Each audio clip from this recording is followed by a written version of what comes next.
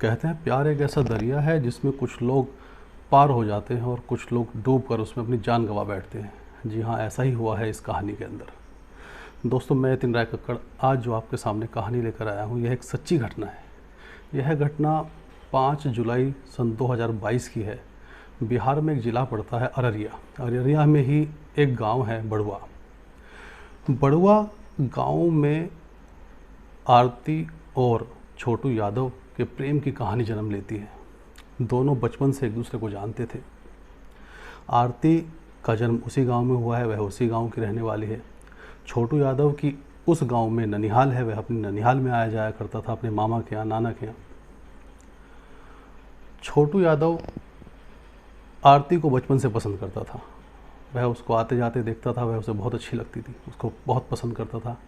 शुरुआत में छोटू को ही सिर्फ आरती से प्यार था, एक तरफा उसका प्यार चल रहा था। आरती क्योंकि कदकाठी से ही बहुत अच्छी है, सुंदर भी है, उसके साथ साथ वह साहसी और निडर भी है।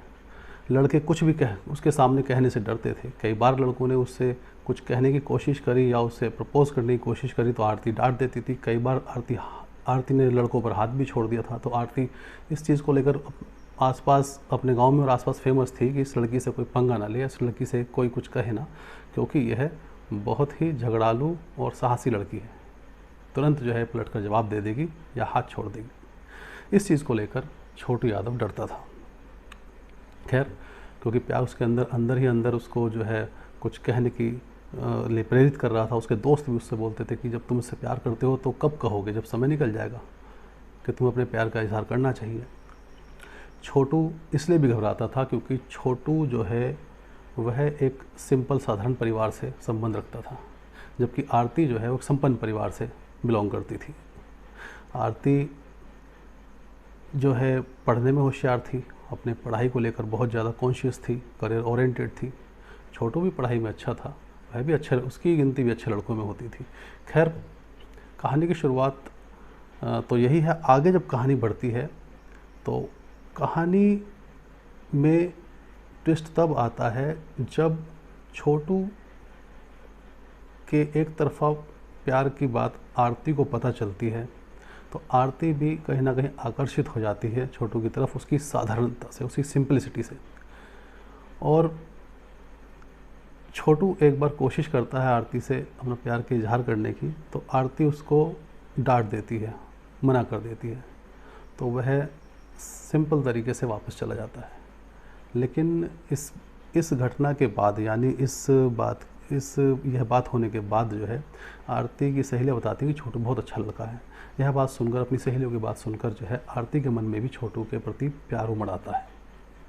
खैर, कुछ ऐसे समीकरण बनते हैं, ऐसा संजोग बनता है कि दोनों आपस में बात करने लगते हैं। दोनों ट्यूशन भी जाया करते थे तो वहाँ पर भी मिलते थे।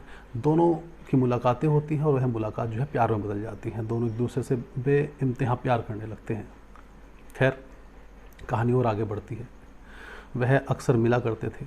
जब वह मिलते थे तो इस बात का पता छोटू की भाभी को आरती की भाभी को चल जाता है कि छोटू और आरती चोरी छुपे बाहर मिलते हैं। आरती की भाभी वैसे बहुत अच्छी थी, आरती का ध्यान भी रखती थी, आरती से सब बातें बताती थी और आरती की सारी बातें पूछती थी। आरती से वह पूछती है कि क्या तुम किसी लड़के से बाहर मिलती हो, कि मुझे पता चला है। आरती पहले मना करती है, लेकिन बार बार अपनी भाभी के पूछने पर वह बता देती है कि हाँ, एक लड़का है छोटू यादव। और क्योंकि आरती भी यादव है, छोटू भी यादव है, उसको लगता है कि कोई कॉम्प्लिसिटी नहीं होगी, शायद हमारे प्यार को घर वाले एक्सेप्ट कर लेंगे। तो वह अपनी भाभी को बता देती है कि हाँ, मैं छोटू यादव नाम का लड़का है, वो पड़ोस के गांव में ही रहता है, इस गांव में उसकी ननिहाल है, कि वो मुझे बहुत अच्छा लगता है भाभी, और हम दोनों बहुत प्यार करते हैं एक दूसरे को और एक दूसरे से शादी करना चाहते हैं। यह बात जब आरती की भाभी रूबी सुनती है तो वह थोड़ा चौंक जाती है और हैरान भी हो जाती है कि क्योंकि उसको पता था कि आरती के भाई और आरती के पिता इस बात को स्वीकार नहीं करेंगे। खैर, वह फिर भी छोटू के बारे में पूछती है कि कहाँ का है, क्या करता है लड़का, उसके परिवार वालों के बारे में पूछती है। तो सारी बातें आरती बताती है। तो आरती जब ये सब बातें बता देती है तो उसकी भाभी रूबी बोलती है कि तुम चिंता ना करो कि मैं कोशिश करूँगी कि सब बातें ठीक हो जाएं और तुम्हारे भैया को भी मैं जो है कब जब मौका पड़ेगा तुम्हारे भैया को भी मैं मनाने की कोशिश करूँगी। खैर जब आश्वासन देती है आरती को उसकी भाभी, तो आरती को अच्छा लगता है, उसका मनोबल बढ़ जाता है और उनका यानी छोटू का और आरती का मिलना जुलना जारी रहता है। लेकिन आरती को उसकी भाभी रूबी ये भी चेतावनी देती है कि ज़रा बच के तुम जो है मिला करो, और ना ही मिलो तो ज़्यादा अच्छा है, क्योंकि अभी तुम्हारे पढ़ने की उम्र है, उस लड़के की पढ़ने की उम्र है, कुछ पढ़कर कुछ करने की उम्र है, कि अपने करियर पे ध्यान दो, अभी इन सब चीज़ों में ना पड़ो। उसको यह भी समझाती है। लेकिन जिसके सर पर प्यार का जुनून सवार हो वह कहाँ मानता है। वे दोनों अक्सर मिला करते थे क्योंकि प्यार बहुत ज़्यादा करते थे एक दूसरे से। खैर समय बीतता है, आगे आगे जो है आगे चलकर जो है दोनों का प्यार परवान चढ़ने लगता है। दोनों की मुलाकातें बहुत ज़्यादा होने लगती हैं। धीरे धीरे इस बात का पता काफ़ी लोगों को चल जाता है और यह बात जो है आरती के भाई, जिसका नाम रविकांत यादव है, उस तक पहुंच जाती है। रविकांत जो है वह पेशे से ठेकेदार है और अपने क्षेत्र में दबंग भी है, और आरती के जो पिता हैं धीरेन्द्र यादव, उनकी गिनती भी जो है दबंग लोगों में होती है, वह भी क्योंकि संपन्न है। तो इस बात का पता जब रविकांत को चलता है, यानी आरती के भाई को चलता है, तो आरती का भाई, क्योंकि आरती से बहुत प्यार करता था वह भी, तो आरती छोटी है, तो वह अपनी वाइफ से बोलता है रूबी से कि क्या कुछ ऐसे से बात है और आरती का ज़रा ध्यान रखा करो, उससे पूछो वो पढ़ाई वढ़ाई कैसी चल रही है, उसकी पढ़ाई वढ़ाई ठीक कर रही है नहीं कर रही है, क्या चल रहा है उसकी लाइफ में, ज़रा उससे जानकारी लेकर बताना मुझे, ऐसे ही नॉर्मली बोलता है। खैर उसकी भाभी को यानी रूबी को ये चीज़ थोड़ा सा लग जाती है, दिमाग में बैठ जाती है कि हाँ शायद कुछ इन्हें पता चल गया है। कि वो पूछती है कि क्या हुआ, कोई बात हुई है क्या, किसी ने कुछ कहा क्या, कि नहीं ऐसा कुछ नहीं और पता करके बताना। खैर यह बात ख़त्म हो जाती है। कहानी आगे बढ़ती है। एक दिन ऐसा आता है कि गांव के बाहर कस्बे में रानीगंज थाना पड़ता है क्षेत्र, वहाँ पर जो है दोनों ट्यूशन जाया करते थे, तो अक्सर वहीं मिलते थे। एक रेस्टोरेंट में उसके भाई का दोस्त जो है दोनों को देख लेता है और वह जाकर रविकांत को बताता है कि तुम्हारी बहन किसी लड़के के साथ जो है वहाँ बैठी, रेस्टोरेंट में बैठी थी। और अक्सर ये क्या होता है कि जहाँ कुछ इलाके ऐसे होते हैं इंटीरियर, और जैसे मेट्रो सिटीज़ को छोड़ दें, तो यह बातें जो है ये आम नहीं मानी जाती। यह थोड़ा सा जो है कुछ बातें ऐसी मानी जाती है जिन पर जल्दी ऐतराज़ हो जाता है कि लड़के लड़की को एक साथ। आज भी कई जगह ऐसी हैं जहाँ पर ये चीज़ें गलत मानी जाती हैं, क्योंकि आज बहुत आधुनिक युग है, लड़कियाँ बहुत आगे निकल चुकी हैं और जो है हर सेक्टर में लड़कियां आगे हैं। लेकिन फिर भी खैर कहानी आगे बढ़ती है। रविकांत को जब ये बात अपने दोस्त से पता चलती है तो उसको बहुत गुस्सा आता है। वह जाके अपनी वाइफ पर गुस्सा होता है कि मैंने तुमसे पता करने के लिए किया था, तुमने कुछ पता किया, तुमने क्या पता किया कि क्या चल रहा है उसके जीवन में, और मैंने आज ऐसे ऐसे करके कुछ बात सुनी है। तो जब वो तड़कता भड़कता हुआ देखती है अपने पति को रूबी, तो वह उसे बताती है कि हाँ मैंने उससे पूछा था आरती से, और आरती ने मुझे बताया कि छोटू यादव नाम का लड़का है, उसकी ननिहाल इसी गांव में है और वो पास में एक गांव पड़ता है, वहाँ पर वो रहता है और उससे उसकी दोस्ती है। कि दोस्ती है या ज़्यादा है, यह रविकांत कहता है कि मुझे जो है कि आरती को समझा देना कि उससे मिलना जुलना बंद करे, वरना जो है इसका अंजाम ठीक नहीं होगा। इस तरीके से खैर वो तड़क भड़क करके वहाँ से बात को ख़त्म कर देता और चला जाता है। आरती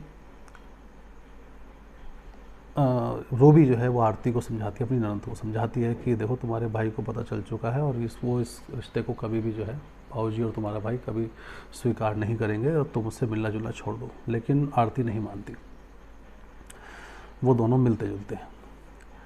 खैर जब रूबी ये बात रविकांत को बताती है कि मैंने आरती को समझाया था, आरती नहीं मान रही है और लड़के से मैं बात करके देखती हूँ, उसको समझा के देखती हूँ। रविकांत कहता ठीक है तुम उसको समझाओ। एक दिन रूबी जो है आरती से नंबर लेती है छोटू यादव का, क्योंकि आरती और रूबी जो है वो दोनों आपस में एक दूसरे की बातें एक दूसरे को बता दिया करती थी और वो फ्रेंड्स की तरह रहती थी। तो आरती को भी पता था कि हाँ मेरी भाभी जो हैं वो मेरे हर चीज़ में सपोर्ट करती हैं, इसमें भी करेंगी, तो वह नंबर दे देती है और बात करा देती है छोटू से। तो रूबी छोटू से बोलती है कि तुम आरती को प्यार करते हो, कि हाँ बहुत ज़्यादा प्यार करता हूँ। वो बताती है कि इस रिश्ते को जो है घर वाले स्वीकार नहीं करेंगे हमारे। लेकिन छोटू अड़ जाता है कि नहीं भाभी, मैं जो है आरती को बहुत प्यार करता हूँ, मैं उसको बहुत खुश रखूँगा, मैं इसी से शादी करूँगा, इसके लिए चाहे हमें जो भी करना पड़े। खैर ये सब बातें होती हैं, क्योंकि आरती ने भी बताया हुआ था रूबी के बारे में कि मेरी भाभी बहुत अच्छी है। तो छोटू जो है उसको कन्विंस करने की कोशिश करता है रूबी को, आरती की भाभी को। तो इस पर रूबी बोलती है कि ठीक है, तुम एक दिन घर आकर मिलो। तो छोटू यादव एक दिन घर जाता है आरती के और उसकी भाभी से मिलता है। उसकी भाभी रूबी वो छोटू को समझाती है, उसे बताती है कि भाई देखो, तुम जो है मिलना जुलना बंद कर दो, तुम्हारी पढ़ाई की उम्र है, तुम पढ़ाई करो, और ये सब तो बाद में भी हो सकती हैं ये सब बातें। तो जब कुछ बन जाओगे तो रिश्ता लेकर घर आ जाना, क्योंकि दोनों एक ही जाति के हैं तो शायद कोई दिक्कत भी नहीं होगी, लेकिन तुम्हें पढ़ाई करनी चाहिए और अपने करियर की तरफ ध्यान देना चाहिए। ये बातें कहकर जो है वह उसको भेज देती है। बातें ख़त्म हो जाती हैं और कहानी आगे बढ़ती है। कहानी जब आगे बढ़ती है तो इसमें छोटू और आरती इनके संबंधों के बारे में जो है गांव में चर्चा होने लगती है, क्योंकि ये दोनों के घर में एक दूसरे के बारे में पता था कि भाई ये लड़का छोटू जो है आरती को प्यार करता है और आरती जो है छोटू को चाहती है। दोनों के घर में पता चल चुका था, तो दोनों के मन का थोड़ा भय भी निकल गया था। दोनों जो है ज़्यादा से ज़्यादा लोग मिलने लगे थे बाहर। तो गांव में चर्चा हो जाती है। तो आरती के घर में उसके पिता को भी ये बात पता चल जाती है। उसके पिता को यह बात पता चल जाती है तो वह सोचते हैं कि भाई अगर ऐसा कुछ हो गया कि लड़की ने कोई कदम उठा लिया या लड़का जो है कोई हमारी लड़की को भटका दिया लड़के ने, तो गांव में हमारी बड़ी बेइज्जती हो जाएगी, क्योंकि गांव में ये चीज़ें बहुत ज़्यादा मायने रखती हैं। उसके पिता जो है थोड़ा डर भी जाते हैं, क्योंकि बेटी के पिता हैं। तो वह आरती को समझाते हैं, लेकिन आरती नहीं मानती। उसको डांटते भी हैं, प्यार से भी समझाते हैं, डांट के भी समझाते हैं, आरती नहीं मानती। वह लड़के के घर पर भी बात करते हैं, लेकिन लड़के के घर वाले तो इस बारे में ज़्यादा कुछ नहीं बोल पाते, लेकिन लड़का जो है वो नहीं मानता और वह अड़ा रहता है कि नहीं, कि वह तो इस रिश्ते को या इस संबंध को जो है बनाकर ही रहेगा, वह पीछे नहीं हटेगा। खैर जब बात ज़्यादा बढ़ जाती है तो आरती का भाई रविकांत, जो कि ठेकेदार है, वह एक साजिश रचता है। वह अपनी पत्नी से बोलता है रूबी से कि तुम एक काम करो, तुम एक दिन छोटू को घर बुलाओ और बोलो कि शादी की बात करने के लिए बुलाया, अकेला आए। रूबी को भी सारी बातें नहीं पता होती कि क्या किसके दिमाग में चल रहा है। रूबी भी जो है छोटू को फ़ोन करती है और छोटू से बोलती है कि तुम आरती को प्यार करते हो, उससे शादी करना चाहते हो, तो एक काम करो, घर पर आकर मिलो। लेकिन वह ऐसा समय रखती है बुलाने का उसको, जो बड़ा अजीब था, असहज था। वह उसको रात को 9 बजे बुलाती है। छोटू भी ये सब ज़्यादा चीज़ें नहीं सोच पाता, क्योंकि उसके दिमाग में भी प्यार का भूत सवार था। वह रात को 9 बजे घर आ जाता है आरती के। जब वह आरती के घर आता है, और आरती को उस बात का बिल्कुल नहीं पता था कि छोटू को उसके घर बुलाया जा रहा है। छोटू आरती के घर आ जाता है, रूबी उसको अटेंड करती है, बैठाती है सोफे पर, और उसको फिर बोलते हैं कि आओ चलो उस कमरे में चलते हैं, उसमें आरती भी है और सब भी हैं, जब बैठ के बात करेंगे। तो छोटू जैसे उस कमरे में जाता है, उस कमरे में आरती के पिता धीरेन्द्र यादव, आरती का भाई रविकांत यादव और आरती के बहनोई पवन यादव, आरती के बहन के पति पवन यादव वो मौजूद थे। वो तीनों जैसे घात लगा के बैठे हों। जैसे ही छोटू अंदर घुसता है, वह दरवाज़ा बंद कर लेते हैं और उससे पूछते हैं छोटू से कि तुम आरती से प्यार करते हो? कहता हाँ। कि उससे शादी करना चाहते हो? कि हाँ मैं करना चाहता हूँ। और अगर हम ना करें तो? वो कहता है कि नहीं, मुझे दुनिया की कोई ताकत नहीं रोक सकती, मैं उससे शादी करके ही रहूँगा। यह सुनते ही रविकांत, आरती का भाई, वह भड़क जाता है और उस पर लाठी डंडों से वार शुरू कर देता है छोटू यादव पर। उसको पीटना शुरू कर देता है और उसको बहुत मारता है। आरती के पिता, आरती का जीजा और आरती का भाई मिलकर छोटू यादव को इतना मारते हैं, डंडों से, जो भी हाथ में आता है, लाठियों से इतना मारते हैं कि उसको अधमरा कर देते हैं। और क्योंकि पिटता पिटता भी छोटू सिर्फ यही कह रहा था कि मैं आरती से प्यार करता हूँ, मैं उसको प्यार करना नहीं छोड़ सकता। इस बात को लेकर वो और भड़क रहे थे और उनका गुस्सा बढ़ता जा रहा था। वह इतनी बेरहमी से उसको मार रहे थे, उनको इस चीज़ का बिल्कुल भी ख्याल नहीं था कि यह लड़का मर भी सकता है। और जब उनके ऊपर हैवानियत इतनी सवार हो जाती है कि जब उनका मन नहीं भरता उसको पीट पीट कर, तो वह उसके नाखून तक उखाड़ देते हैं, उसके बाल तक उखाड़ देते हैं। और फॉरेंसिक रिपोर्ट जो आई है बाद में, क्योंकि वह लड़का उस पिटाई को, उस प्रताड़ना को नहीं झेल पाता और अपना दम तोड़ देता है हॉस्पिटल जाते जाते। तो फॉरेंसिक रिपोर्ट में यह पता चलता है, जब फॉरेंसिक जांच होती है, तो इस लड़के को करंट भी दिया गया है। बताओ कितना जो है उस पर अत्याचार किया गया। खैर, जब ये घटना घट रही थी तो उसके चिल्लाने की आवाज़ होती है। चिल्लाने की आवाज़ होती है तो आरती जाग जाती है, क्योंकि आरती का एग्ज़ाम भी था तो देर रात तक पढ़ती थी। आरती जाग जाती है, उसको लगता है चिल्लाने की किसी कमरे से आवाज़ आ रही है। उसको जब जैसे ही यह आभास होता है कि यह आवाज़ तो छोटू की है, वह थोड़ा बाहर निकल कर देखती है, लॉबी में आकर देखती है कि हाँ छोटू की आवाज़ आ रही है। वह कुछ समझ जाती है कि कुछ आज गड़बड़ हुई है, कुछ ना कुछ।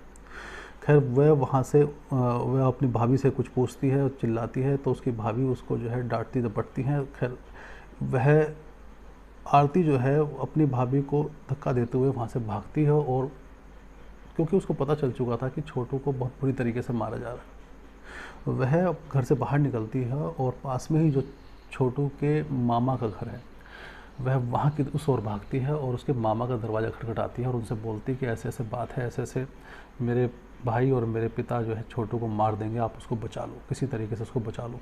लेकिन क्योंकि आरती का परिवार दबंग परिवार है, तो उसके मामा भी कोई कदम नहीं उठा पाते और वह आरती की बात को अनसुना कर देते हैं। आरती रो रही थी, चिल्ला रही थी। वह वापस आती है भागते हुए और वो किसी तरीके से अपना फ़ोन ढूंढती है और अपने फ़ोन से जो है वह छोटू यादव के पिता को फ़ोन करती है। छोटू यादव के पिता, जिनका नाम उमेश यादव है, उनको फ़ोन करती है और बताती है कि ऐसे ऐसे छोटू यादव हमारे घर में जो है उसको बंद करके बहुत पीटा जा रहा है, मेरे पिता और मेरे भाई उसको मार देंगे, आप उसको बचा लो। खैर, वह जो है उसके पिता फटाफट वहाँ से निकलते हैं, लेकिन सीधे लोग हैं बहुत, और उनके आरती के पिता के रुबाब के सामने थोड़ा उनका आत्मविश्वास भी कम पड़ गया था शायद, तो वह अकेले ही वहाँ से निकलते हैं और जैसे उसके घर जाते हैं, उसके घर पहुँचते हैं आरती के, और अपने बेटे को छोड़ने की अपील करते हैं। वो देखते हैं अपने बेटे को बिल्कुल पीट के अर्धमरा करके छोड़ा हुआ है। वो कहते हैं मेरे बेटे को छोड़ दो, मैं इसको समझा दूंगा, मेरे बेटे को छोड़ दो। लेकिन वह गाली गलौज करते हैं उमेश यादव के साथ भी और उसको नहीं छोड़ते। खैर, जब उमेश यादव घर से निकल रहे थे, आरती के फ़ोन पर बात कर घर से निकल रहे थे, तो वो अपनी धर्मपत्नी को कुछ बता के निकलते हैं कि हाँ ऐसे ऐसे बात हुई है और मैं वहाँ जा रहा हूँ। तो छोटू की माँ को भी एहसास हो गया था कि कुछ बड़ी घटना घटने वाली है, इसलिए वह आस पड़ोस के लोगों को बुलाकर पुलिस थाने में फ़ोन कर देती है और पुलिस को बताती है कि ऐसे ऐसे बात है, वहाँ उस गांव में धीरेन्द्र यादव करके हैं, उन्होंने मेरे बेटे को बंदी बना रखा और उसको पीट रहे हैं, मेरे पति उनको छुड़ाने के लिए गए हैं। यह सुनकर वहाँ पुलिस पहुँचती है, लेकिन जब पुलिस वहाँ पहुँचती है, पुलिस के पहुँचने से पहले ही उमेश यादव अपने बेटे को छुड़ाने की कोशिश कर रहे हैं, लेकिन वह नहीं मान रहे हैं। आरती के घर वाले उसको पीटे जा रहे हैं और उमेश को भी जो है उल्टा सीधा बोल रहे हैं।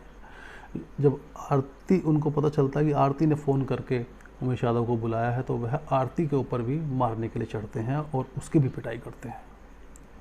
उसके बाल पकड़कर सर उसका जो है दीवार में देके मारते हैं, जैसे उनके सर पर खून सवार हो गया। वह यह भी नहीं देखते कि यह हमारी बच्ची है, उसको भी खूब मारते हैं। लेकिन यह एक